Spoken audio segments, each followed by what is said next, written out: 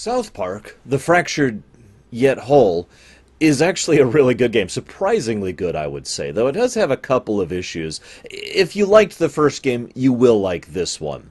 The combat has almost been completely overhauled. It is as a grid-based system, which honestly, the other game I could come up with like this is Regalia of Men and Monarchs, where the positioning actually matters. A lot of people have abilities that can attack in melee or one square off or two squares off. You can actually swap party members around, so positioning actually matters.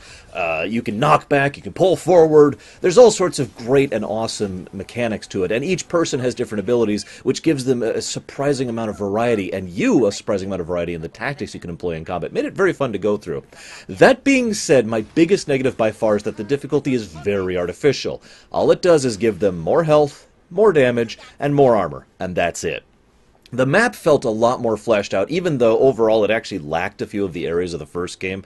They did more with what was there, and there's a lot more content here. The actual side quests are more interesting and more fun. However, the equipment has been pared down to the point where it's basically purely cosmetic, and instead all of your actual power levels come from these artifacts you equip, which, while there's some things you can do to min-max this, it really just boils down to having the bigger number.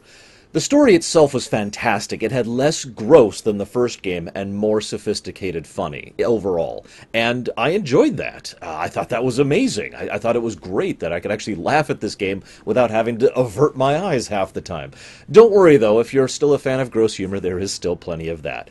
My other big complaint, though, is the puzzle design, which is really quite lacking and basically just involves padding filler. But aside from these complaints, this game gets a really big stamp of definitely recommended.